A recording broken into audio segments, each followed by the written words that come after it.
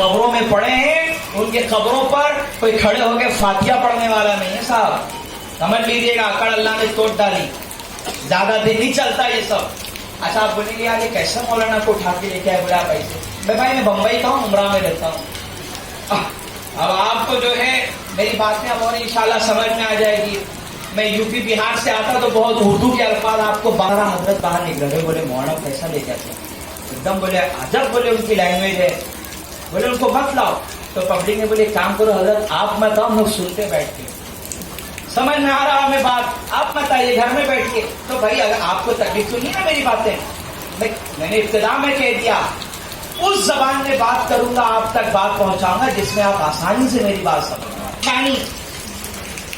اور اللہ کی نشانی کو جو توڑنے آیا اللہ نے اس کو ذلیل کیا، اللہ نے اس کو نست و نابود کر دیا۔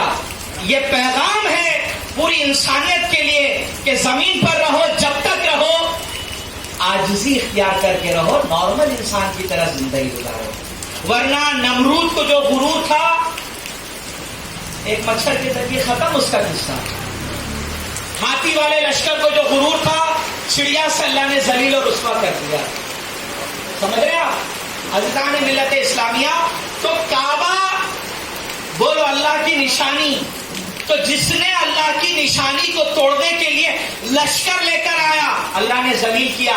زمین پر حسین ہے اللہ کی نشانی، تو جس طرح وہ 22,000 کا لشکر آیا اللہ نے ان کو بھی ذلیل اور رسوا کیا، ان کی بھی نسل ختم۔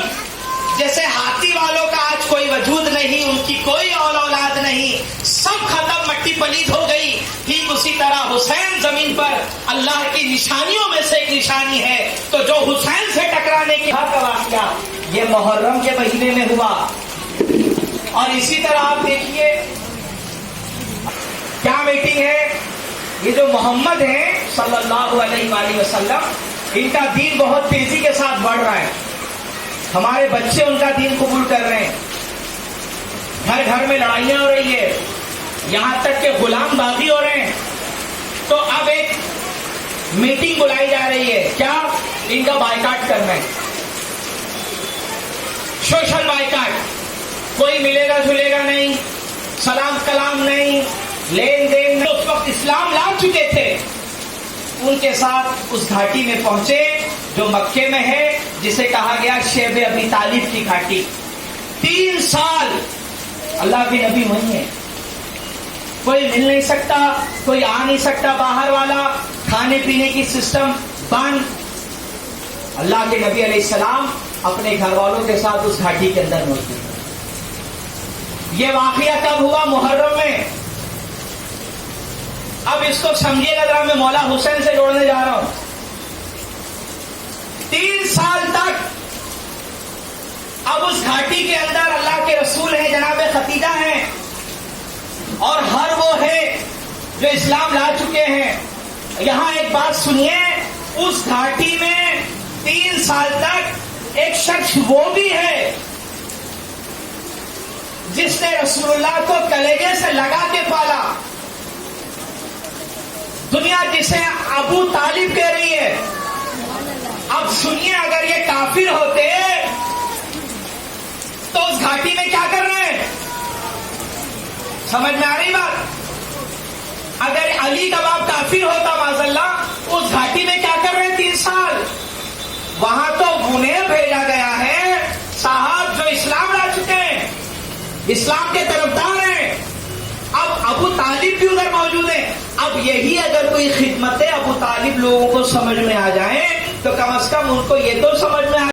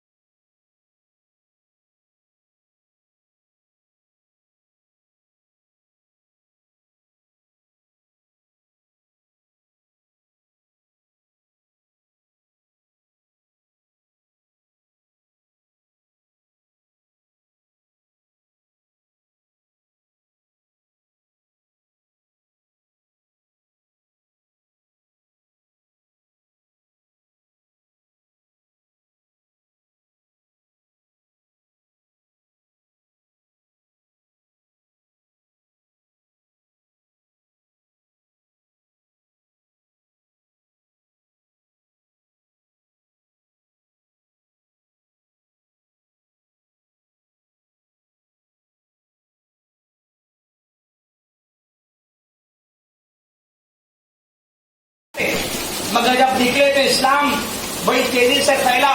حسین کو بھی محرم میں گھیر لیا گیا, آپ یہاں سے باہر نہیں جا سکتے. مگر شہادتوں کے بعد گلی گلی نگر نگر میں آپ دیکھیے گا حسین. یہ سفر اس کی زندگی کا آخری سفر ہے, اب لوٹنا نہیں ہے. جا رہے ہیں صحیح سلامت حسین, اب لوٹیں گے تو لاشیں لوٹیں گے حسین علیہ السلام کے. اللہ نے ملت حسین یہ آپ کی امت,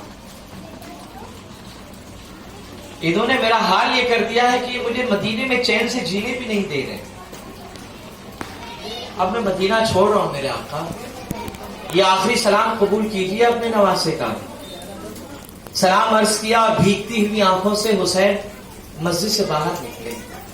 راوی کہتا ہے میں نے دیکھا حسین سیدھا قبرستان میں گئے.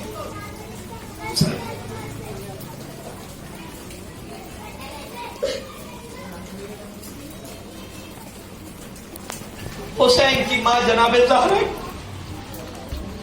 ماں کی قبر پر آ کر سلام کیا, السلام علیکم اے میری مادر مشفق, یہ آپ کا حسین اب ہمیشہ کے لیے آپ سے ودا لے رہا ہے. کبھی کبھار ہم آ جایا کرتے تھے مدینے میں, جب آپ کی یاد ستاتی تھی قبر میں آ کے آپ کو سلام کر دیا کرتے تھے, بیٹھ کر 2-4 باتیں ہو جاتی تھی, دل ہلکا ہو جاتا تھا. اماں آخری سلام لے لو, اب حسین نظر نہیں آئیں گے. آپ سوچئے عزیزان ملت اسلامیہ کہ جب کسی جوان بیٹا کسی ماں کے پاس آ کر یہ اجازت لے کہ اماں جا رہا ہوں لوٹوں گا نہیں, تو اس ماں پر کیا بیتتی ہوگی. عزیزوں یہ کوئی معمولی عورت نہیں, یہ حسین کی ماں جناب زہرا ہے. جب حسین نے کہا ہوگا کہ اماں یہ آخری سلام ہے, تو جناب زہرا کی قبر پر جناب زہرا پر کیا بیتی ہوگی. عزیزان ملت اسلامیہ ہم اور آپ اس کا تصور بھی نہیں کر سکتے کہ ایک ماں کی قبر میں روح کیسی تڑپی ہوگی, جو حسین کو دیکھ کر مسکرا دیتی ہو, حسین کو دیکھ کر جنہیں ٹھنڈک محسوس ہوتی ہو. اب یہ حسین ہمیشہ کے لیے جا رہے ہیں. عزیزان ملت اسلامیہ آج محرم کا چاند لوگوں نے آسمانوں میں دیکھا, تب پتا چلا محرم شروع. آل رسول پر ایک زمانہ ایسا گزرا, اتنی تکلیفیں دی کہ پتا نہیں چلتا تھا کہ محرم کب شروع ہو رہا ہے. لیکن جب محرم آتا تھا تو سیدوں کے گھروں سے رونے کی آوازیں آتی تھی, تو رونا یہ بتا دیتا تھا کہ آج محرم کا چاند ہوا ہے. ایسا ظلم اس امت نے رسول اللہ کے بچوں پر کیا. عزیزان ملت اسلامیہ آسمان میں جب چاند نکلتا ہے نا, تو وہ چاند جب زمین پر دیکھتا ہوگا لوگوں کو, تو اس میں کبھی اسے حسین نظر آئے ہوں گے, کبھی عباس قمر بنی ہاشم نظر آئے ہوں گے, کبھی حسن کا بیٹا قاسم نظر آیا ہوگا. یہ بھی تو چاند ہے, حسین بھی چاند ہے, عباس چاند ہے.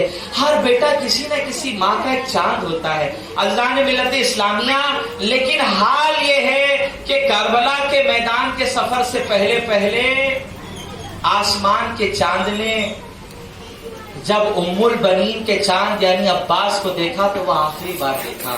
پھر عباس جو ام البنین کا چاند ہے وہ خاک و خون میں تڑپتا ہوا, اپنے ہاتھوں کو کٹاتا ہوا نہر فراح کے سامنے پڑا ہوا ہے.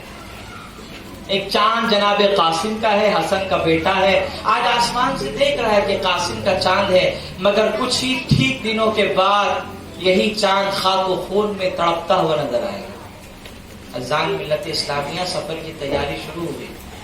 حسین نے کہا عباس شہزادی زینب سے کہو کہ سامان تیار ہے, نکلنا ہے. شہزادی زینب حسین کی بڑی بہن, ہمیشہ زندگی میں مولا حسین کے ساتھ رہی. ایک بھائی اور بہن, میری بھی بہن ہے, آپ کی بھی بہنیں ہیں. اللہ ہماری بہنوں کو سلامت رکھے. شادیوں کے بعد سسرال بھی جاتی ہے, ہلکی سی خروچ آ جاتی ہے تو بھائی تڑپ جاتا ہے, لڑنے بھڑنے کے لیے تیار ہو جاتا ہے. یہ محبت ہے بھائی اور بہنوں میں جو قدرت نے رکھی ہے. آج ہماری محبت ایسی, سوچئے حسین اور زینب کی محبت کیسی ہوگی. یہ بھائی اور بہن ہے. حسین نے کہا عباس سامان سفر تیار ہو گیا, بچے آ رہے ہیں.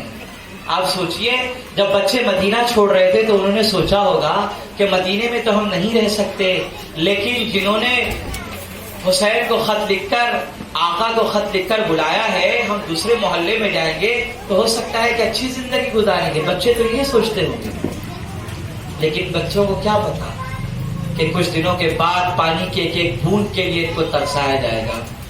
ان بچوں کو کیا خبر کہ ان کے لاشیں گھوڑوں کے ٹاپوں کے نیچے کچلے جائیں گے. عزیزان ملت اسلامیہ، آج بچے مسکرا رہے، کل یہ روئیں گے. حسین نے آواز دی، جاؤ زینب سے کہو کہ تیاریاں مکمل ہو گئی ہیں.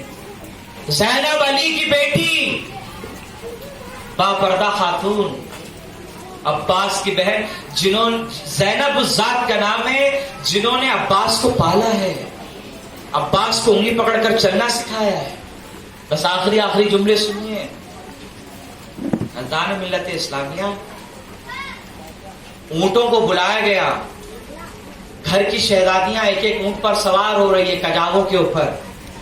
اب سب سے آخر میں جب جناب زینب نکلی تو جناب زینب کے گھر سے باہر آنے سے پہلے ایک عجیب سا پروٹوکول دیا حسین ابن علی نے. جناب عباس نے تلوار نکالی، علی اکبر نے تلوار نکال دیا، اور ایک ماحول ایسا بنا جیسے پردہ کیا جا رہا ہے کہ خبردار کوئی دیکھ نہ لے کہ زینب آ رہی، کسی کی نظر علی کی بیٹی پہ نہ پڑ جائے.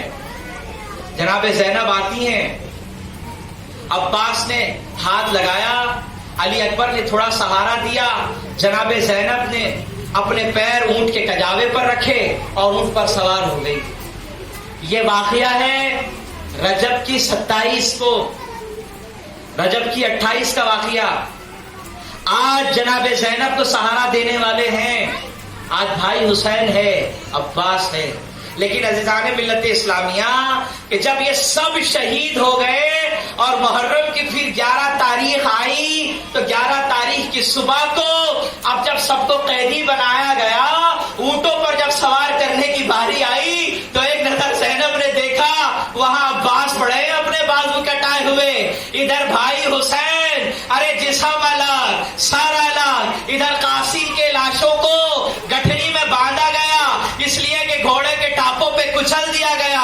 آج شہزادی زینب اکیلی ہے، آج انہیں سہارا دے کر چڑھانے والا کوئی نہیں، آج ان کو پردے کی حالت میں بے پردہ کوئی دیکھ نہ لے اس لیے پردہ کرانے والا علی اکبر نہیں. عزیزان ملت اسلامیہ، یہ سلوک رسول اللہ کے بچوں کے ساتھ انہوں نے کیا جنہیں اس بات کا غرور تھا کہ وہ مسلمان ہیں اور کلمہ پڑھتے ہیں اور محمد اور آل محمد پر درود بھی بیچتے تھے. اور مسلمانوں نے اس طرح سلوک رسول اللہ کی اولادوں کے ساتھ. آج کی محفل کے لیے بس اتنا.